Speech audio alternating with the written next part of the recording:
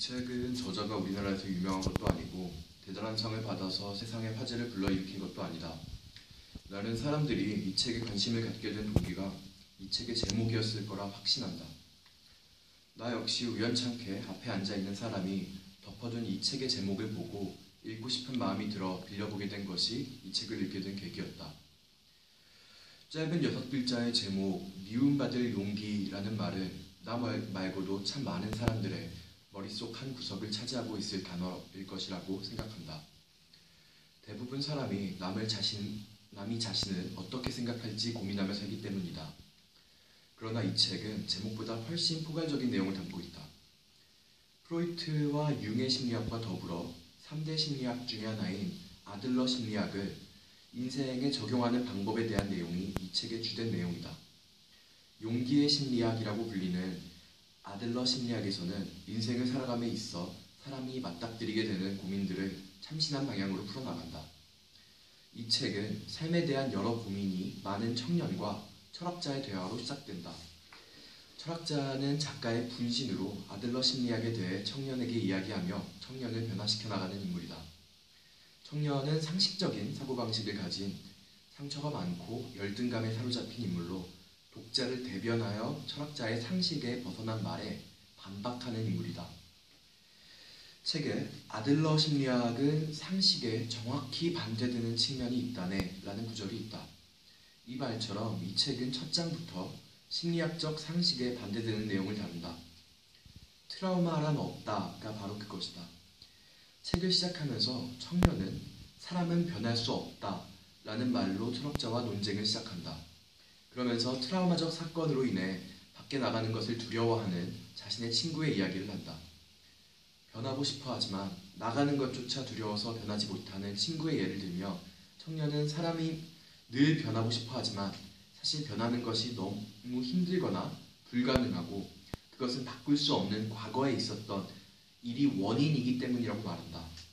그에 대해 철학자는 트라우마가 현재의 나를 만드는데 절대적인 원인으로서 존재한다면 같은 트라우마적 사건을 겪은 사람은 모두 같은 현재의 문제점을 가져야 한다는 결론에 이르게 된다고 논박한다. 그는 과거에 있는 트라우마는 현재와 전혀 관계가 없다는 파격적인 말로 청년을 경악하게 한다. 그에 따르면 과거에 있었던 어떤 사건 자체가 자신을 결정하는 것이 아니라 그 사건에 스스로 부여한 의미가 자신을 결정하는 것이다. 즉, 사건이 나를 결정하는 것이 아니라 나 스스로 내 삶을 선택하는 것이라는 것이다. 또한 어떤 선택이라도 반드시 그 선택엔 목적이 있는데 밖에 나가는 것을 두려워하는 친구의 경우 밖에 나가지 못하는 증상을 선택한 이유로서 밖에 나감으로써 생길 인간관계의 실패, 독립된 사람으로서 미지의 삶을 살아가는 것, 부모의 관심이 사라짐에 대한 두려움 등이 바로 그 이유라고 말한다. 더 나아가 사람이 자신의 성격, 기질 역시 선택했다고 말하며 그것은 처음엔 성장 과정 속에서 무의식적으로 이루어지지만 성격이라 바뀌지 않는다 라고 스스로 생각하는 그 순간에 사실 이미 그 성격을 선택하고 있다고 말한다. 이미 결정되었기 때문에 바꾸지 못하는 것이 아니라 아직 다른 성격을 선택할 용기가 없기 때문에 성격을 바꾸지 못하는 것이라는 것이다. 이 부분을 읽으면서 당연한 질문이 생긴다. 심리학을 공부했다는 사람이 어떻게 과거가 현재에 전혀 영향이 없다는 궤변을 말할 수 있을까? 철학자는 그에 대해 이렇게 대답한다. 과거가 인격 형성에 영향을 줄 수 있는 것, 그 자체를 부정하는 것이 아니라 그 과거의 사건 자체가 현재의 상황에 어떤 원인으로서 존재한다고 말할 수 없다는 것이다. 즉, 과거의 사건 자체는 가치 중립적이며 그것에 부여하는 의미는 현재의 내가 스스로 선택하는 것이기 때문에 현재는 과거와 연관이 없다라고 말한다는 뜻이다. 이 장을 읽으며 나는 현재 내가 가지고 있는 몇 가지 증상들에 대해 생각해 보았다. 나는 사람들을 직접 대하지 않고 문자 메시지나 전화로 대할 때 공포에 빠지게 된다. 나는 그 증상에 대해 많은 연구 자료들을 읽어보았고 내 증상은 흔히 전화 공포증이라고 불리면서 어렸을 적의 특정 사건으로 인해 공포 감정이 생성되고 약 전체 인구의 5% 정도의 사람들이 이러한 증상을 가지고 있다는 사실을 알게 되었다. 그것으로 끝이었다. 나는 내 증상에 대한 원인을 알았고 그것으로 만족했다. 내가 단점이라고 생각하는 부분에 분명한 원인이 있기 때문에 나는 내 단점이 합리화되었다고 생각했다. 그러나 결과적으로 나에게는 어떤 변화도 없고 단지 내 단점의 원인이 지금의 내가 아니라 과거의 사건이 됨으로써 마음이 편해졌을 뿐이다. 이 책을 읽으면서 나는 내 삶의 자세에 대해 생각해보게 되었다. 과거의 사건을 원인으로 돌리는 것은 참 달콤하다. 과거는 이미 바꿀 수 없는 문제이기 때문에 지금의 나를 바꿀 가능성을 닫아놓게 된다. 그렇게 나는 현재의 나가 바뀌면서 겪게 된 스트레스를 피한다.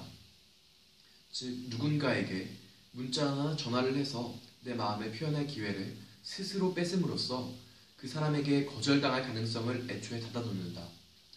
이러한 사실을 스스로 깨닫게 되면서 나는 천천히 그리고 신중하게 문자를 보내고 전화를 거는 용기를 내야 되겠다고 생각했다. 두 번째 장의 제목은 모든 고민은 인간관계에서 비롯된다 이다. 이 장의 제목 역시 읽는 사람으로 하여금 고개를 갸웃거리게 한다. 연애나 교우관계 또 부모님과의 관계에 대한 고민이라면 충분히 이해할 수 있는 부분이지만 학구적인 고민, 이를테면 삶의 이유에 대한 고민이라든가 어떤 삶을 살아야 될지에 대한 철학적인 고민들 역시 인간관계와 같은 속물적인 이유에서 비롯되었다는 사실을 인정하는 것이 쉽지 않다. 이에 대해 철학자는 모든 고민의 과정의 일부에는 다른 사람이 포함되어 있음을 얘기한다. 사람에게 객관적으로 가치를 가지는 것은 없으며 사람의 주관이 포함되어야만 비로소 가치를 가진다. 즉 모든 가치 판단은 주관적이기 때문에 우리가 하는 모든 고민에는 결국 주관적 가치만이 들어있고 이 주관적 가치는 사회적인 맥락에서 생성되기 때문에 모든 고민은 인간관계로 환원된다는 것이다. 이 장에서는 이러한 인간관계에서 비롯된 고민들에서 해방되어 행복을 얻는 방법에 대해 다루고 있다. 우리가 남과의 비교를 통해 우월감이나 열등감을 느끼게 되는 것, 혹은 남과 자신 중에 누가 옳은지를 따지는 행동은 결국 우리를 인간관계에서 비롯된 고민들에서 벗어나지 못하게 하여 행복한 삶에서 멀어지게 만든다. 때문에 진짜 행복을 얻기 위해서는 남과의 관계 속에서 내 우월성을 증명하려고 하는 것이 아니라 과거의 자신과의 비교를 통해 스스로 우월해져 감을 느껴야 한다는 것이 이 장의 내용이다. 이 장을 읽으면서 나는 작년 수능 영어 지문에 나왔던 How to Live Miserably, 즉 비참하게 사는 방법이라는 책이 떠올랐다. 그 책에서는 먼저 자신의 사진을 책 옆에 두라고 한 후 세계에서 가장 매력적으로 생긴 사람들의 사진을 각 장에 가득 채워두고 책장을 넘기면서 비교해보라고 말한다. 외모는 피상적인 가치일 뿐이라고 말하는 사람들을 위해 두 번째 장에서는 자신의 나이를 쓰라고 말한다. 그리고 책장을 넘기면 자신의 나이에 세계의 천재들은 어떤 업적을 이뤘는지, 이를테면 14살에 모차르트는 어떤 곡을 썼는지, 뉴턴은 어떤 공식을 만들었는지에 대해 설명한다. 타인과의 비교를 통해 얻는 그 어떤 우월감도 결국은 더 나은 타인에게 무너질 수밖에 없다. 남들과 비교를 해서 얻는 열등감은 끝도 없다. 이 부분을 읽으며 나는 늘 내가 느꼈던 어떤 감정들, 내가 이 사람이랑 비교하면 그래도 행복하지 에서 얻은 잠깐의 우월감이나 이 사람은 뭔데 저렇게 잘났나 하는 열등감이 나를 결과적으로 얼마나 불행하게 만들었는지를 떠올렸다. 그리고 나 스스로를 수용하고 나와의 비교 대상을 오직 과거의 나로만 한정하는 습관을 들여야겠다고 생각했다. 이 책의 백미라고 할 수 있는 장은 바로 셋째 장이다. 책의 제목인 미움받을 용기라는 말은 이 책 전체를 통틀어서 꼭 한 번만 나오는 말인데 그 말 역시 이 셋째 장에 포함되어 있다. 이 장은 처음부터 끝까지 이기적인 내용으로 가득하다. 타인의 기대 따위는 만족시킬 필요가 없다네. 부모가 얼마나 슬퍼하든 관계없대. 부모의 의향이 뭐든 개의치 않고 자기 좋을 대로 살면 된다네. 어떤 사람이 읽더라도 쉽게 받아들일 수 없는 이런 말들에 대해서 철학자는 과제의 분리라는 개념을 제시한다. 세상에는 나의 과제가 있고 타인의 과제가 있다.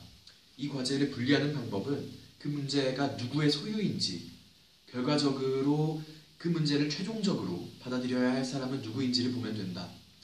즉, 남이 나를 어떻게 볼지는 남의 소유이고 그 문제를 최종적으로 받아들여야 할 주체 역시 남이기 때문에 남이 나를 어떻게 생각할지는 전적으로 타인의 과제이고 나는 전혀 신경 쓸 필요가 없으며 써서도 안 된다는 것이 이 장의 핵심이다. 이때 당연히 남이 나를 어떻게 생각하는지가 어떻게 나의 문제가 아닐 수 있는가 하는 질문이 생길 수밖에 없다. 예를 들면 직장 상사, 담당 교수 등이 나를 생각하는 방식이 바뀌면 내 삶에도 영향을 주지 않는가? 어떻게 이 문제가 내 과제가 아니라고 말할 수 있는가? 이러한 질문에 대해 철학자는 그러한 말들을 인생의 거짓말이라고 일축한다. 과거의 사건이 현재에 전혀 관련이 없다고 말했듯이 직장 상사가 나를 싫어하기 때문에 난 제대로 일하지도 못하고 곧 해고당할 것이다 라고 말하는 것은 잘못된 원인론의 산물이다. 직장 상사가 나를 싫어하는 것과 제대로 일하지 못하는 것에는 전혀 인과관계가 없다. 세상엔 많은 직장 상사가 싫어하는 부하 직원들이 멀쩡하게 회사를 다니고 있다. 이러한 가짜 인과관계를 그럴듯한 인과관계라고 말하며 영향이 전혀 없는 것이 아니다. 그러나 결과와는 전혀 연관이 없다 라고 철학자는 말한다. 이것은 개연성을 당위성과 동일시하려 드는 인생의 거짓말일 뿐이라는 것이다. 여기에서 연관이 없다는 뜻은 두 사건이 완벽하게 서로 독립된 사건이라는 뜻이 아니라 사람이 받아들이기에 따라 두 사건이 서로 관련될 수도 아닐 수도 있는 상태를 뜻한다. 이 글에 따르면 부모 역시 자식에게 그 어떤 명령도 해서는 안 된다. 그것은 아이의 과제이기 때문이다. 공부를 시켜야 하는 것이 부모의 과제라고 말하며 아이가 아직 공부의 중요성을 깨닫지 못했기 때문에 내가 공부를 시켜야 한다 라고 말하는 것은 사실 부모의 인생이 자녀의 인생을 포함해버림으로써 생기는 과제의 분리의 실패이다. 그런 삶은 자녀의 삶이 실패했다고 느끼게 되는 것이 본인의 인생이 실패했다는 느낌으로 이어지고 둘 모두의 파멸로 이어진다. 부모의 과제는 공부를 시키는 것이 아니라 공부가 아이의 과제임을 아이에게 인식시키고 아이에게 공부를 하는 것을 도와줄 용의가 있다는 메시지를 보내는 것까지라고 철학자는 말한다. 이렇게 과제 분리를 하게 되면 자유가 무엇인지 느끼게 된다. 여기서 역시 철학자는 파격적인 정의를 내리는데 자유란 남에게 미움을 받는 것이다가 바로 그것이다. 이것은 미움을 받아야만 자유로운 것이다 라는 뜻이 아니라 자유의 본질에 대해서 말하는 표현이다. 사람이 미움을 받는 것을 두려워하는 것은 다른 사람에게 인정받고 싶어하는 인정 욕구와 맞닿는다. 인정 욕구는 모든 사람에게 존재하고 미움받는 것이 기분 나쁘고 인정받는 것이 기분이 좋은 것은 지극히 자연스러운 일이다. 그러나 자유는 자연스러운 것이 아니다. 물체가 위에서 아래로 떨어지는 것은 자연스럽다. 그러나 늘 한 방향으로만 움직여야 하는 물체가 자유롭다고 말할 수는 없다. 진짜 자유를 위해서는 자연스러운 일을 포기해야 한다. 때문에 철학자는 타인에게 인정받을 필요는 없다네. 아니, 타인에게 인정받기를 바래서는 안 되네. 인정 욕구를 부정하게 라고 말한다. 미움받을 용기가 생기는 것, 곧 인정 욕구를 부정할 용기가 생기는 것은 우리에게 진짜 자유를 주게 된다. 즉, 이 책의 부제인 행복하기 위해서 미움받을 용기도 필요하다는 우리가 진짜 자유를 얻어 행복해지기 위해서는 타인의 과제를 자신의 과제와 분리함으로써 타인이 나를 어떻게 판단할지에 관한 인정 욕구 역시 부정해야만 한다는 것이다. 이 장을 읽으며 인간관계를 이렇게 단순화시킬 수 있다는 것에 크게 감명받았다.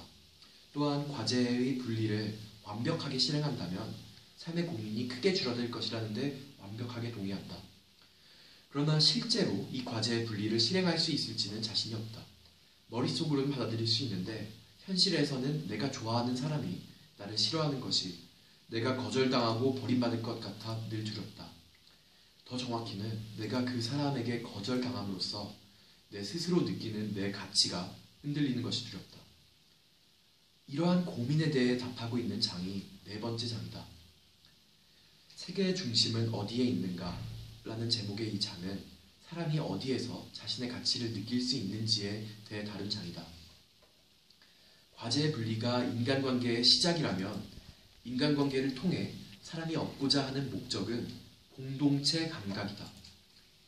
공동체 감각은 타인을 친구로 여기고 내가 있을 곳이 여기라고 느낄 수 있는 것이다. 우리는 공동체 감각을 통해 스스로의 가치를 느끼고 또한 그럼으로써 행복을 얻는다. 즉 공동체 감각은 철학자의 말에 따르면 인생의 목적이라고 말할 수 있다. 공동체 감각과 소속감은 미묘한 차이가 있는데 소속감이 소속 집단이 작을수록 큰 의미를 가지게 된다면 공동체 감각은 소속 집단이 큰 것에 더 의미를 부여해야 한다는 점이다. 우리는 지구 소속인 것에 별 다른 소속감을 느끼지 못하지만 한국 소속인 것에는 더 큰 소속감을 느끼고 무슨 대학교든 출생학교에 대해서는 훨씬 더 큰 소속감을 가지게 된다. 그러나 공동체 감각에 있어 의미를 부여해야 할 것은 작은 소속 집단보다 큰 소속 집단이다. 예컨대 소속 학교보다 인류 전체, 나아가 우주에 소속되어 있다는 공동체 감각을 느끼는 것이 더 의미가 있다. 그것은 더 큰 집단의 공동체 감각을 가질수록 좁은 집단 내에서 일어날 수 있는 일들에 흔들리지 않게 되기 때문이다. 만약 학교 내에서 문제가 생겨서 자신의 학교에 대한 소속감이 흔들린다고 하더라도 그 더 큰 공동체에, 예를 들면 사는 지역이나 나라에 공동체 감각을 가진다면 학교를 나오는 데에 있어서 주저하지 않을 수 있다. 철학자는 찻잔 위의 태풍이라는 말로 이것을 설명한다. 찻잔에서 태풍이 몰아칠 때 찻잔 내에서 가장 안전한 곳을 찾을 필요가 없으며 그저 찻잔 밖으로 나오면 된다는 것이 철학자의 말이다. 이 부분을 읽다 보면 아들러 심리학에서 공동체 감각을 추구하는 과정이 참 이기적이라는 생각이 들지 않을 수가 없다. 마음에 들지 않으면 그 공동체를 나오면 그만이고 과제 분리를 한답시고 남과의 선을 분명히 그어놓는 사람에게 어떤 진지한 인간관계가 생길 수 있으며 인간관계로 어떤 행복을 얻을 수 있다는 말인가 하는 의문이 생긴다. 이것에 대해 아들러 심리학에서는 수평관계와 사회공헌이라는 새로운 개념을 제시한다. 아들러 심리학에서는 다른 사람에 대한 그 어떤 칭찬도 허용하지 않는다. 그것은 칭찬이 수직관계의 대표적인 증거로 칭찬 안에는 상벌교육의 내용이, 즉 인정욕구의 개념이 포함되어 있기 때문이다. 칭찬을 받는다는 것은 분명히 기분 좋은 일이기 때문에 칭찬을 더 받기 위해서 내가 타인의 기준에 내 자신을 맞추게 된다는 것이 아들러 심리학의 입장이다. 수평관계를 맺는다는 것은 타인의 마음에 드는 말을 건네서 타인을 기쁘게 하고 그 행동을 더 하도록 만드는 것이 아니라 친구로서 상대방의 행동에 대해 진심 어린 반응을 보이는 것을 말한다. 예컨대 자식이 일을 도와준다면 자신에게 칭찬하지만 배우자가 일을 도와준다면 감사한다. 그것은 자식에게는 수직관계를 느끼고 배우자에게는 수평관계를 느끼기 때문이다. 모든 사람과 수평관계를 맺는다는 것은 매우 힘든데 그것은 칭찬이 강력하게 삶을 살아갈 용기를 주기 때문이다. 칭찬을 받음으로써 자기 자신의 가치에 대한 확신을 가질 수 있다. 그러나 칭찬을 받는 것은 인정욕구로 들어가는 입구이고 그것은 인정욕구로 인한 인간관계의 길고 끊을 수 없는 고민을 다시 해야만 한다는 뜻이다. 그렇다면 어떻게 하면 인정욕구를 추구하지 않으면서 자신에 대한 가치를 확신할 수 있을까? 그 방법으로 제시된 것이 사회공헌이다. 사람은 사회공헌을 통해 스스로의 가치를 실감하고 그 사회에 대한 공동체 감각을 가지게 된다. 회사를 매일 청소하는 일을 한다고 할 때 인정을 받기 위해 하는 사람을 아무도 알아주지 않는다면 금방 그만둘 것이다. 그러나 사회공헌 그 자체를 위해 하는 사람은 그 일을 함으로써 회사에 대한 더 큰 공동체 감각을 느끼게 되고 나아가 자기 자신의 가치를 느끼게 된다. 즉 인간관계의 목적이 공동체 감각에 있기에 인간관계의 궁극적 수단은 사회공헌으로 이어진다는 점에서 아들러 심리학은 이기적인 것과는 거리가 멀다고 할 수 있다. 이 장은 가장 공감이 되지 않았고 실제로도 아들러가 공동체 감각을 인간관계의 목적으로 나아가 삶의 목적으로 제시하며 행복과 동일시할 때 많은 학자들이 그의 곁을 떠났다고 한다. 내 행복이라는 것이 겨우 사람들과 어울림으로써 내 위치를 찾는 데에 있다는 것인가 하는 의문이 나 역시 머릿속을 떠나지 않았다. 또 말을 뒤집어 보면 나는 사회공헌을 잘 하지도 않았고 사회공헌의 의미를 크게 부여하지도 않았는데 그럼 내가 현재 불행한 것은 바로 그 때문인 것인가 하는 질문에도 답을 할 수 없었다. 사회공헌을 하는 삶이 행복한 삶이라고 하는데 과연 그런 삶이 내가 바라던 삶인가? 내 삶은 늘 나 자신과의 싸움의 연속이었고 지금도 그렇다. 나는 아주 어렸을 때부터 남들과 많이 달랐고 나이가 들면 들수록 남들과 내 차이는 더 커졌다. 그것은 나를 조금씩 세상으로부터 고립시키고 남들과 정상적인 대화를 나누기 위해선 늘 가짜 자신을 내보여야 했다. 아주 많이 힘들었고 왜 나는 태어날 때부터 정상적으로 태어나지 못했나에 대하여 끊임없이 내 운명을 원망했다. 일주일에 한 번씩 심리치료와 신경정신과를 다니면서 학원을 다닐 때 그럼에도 나를 붙들어주던 한 가지 희망은 역설적으로 내가 특별하다는 것이었다.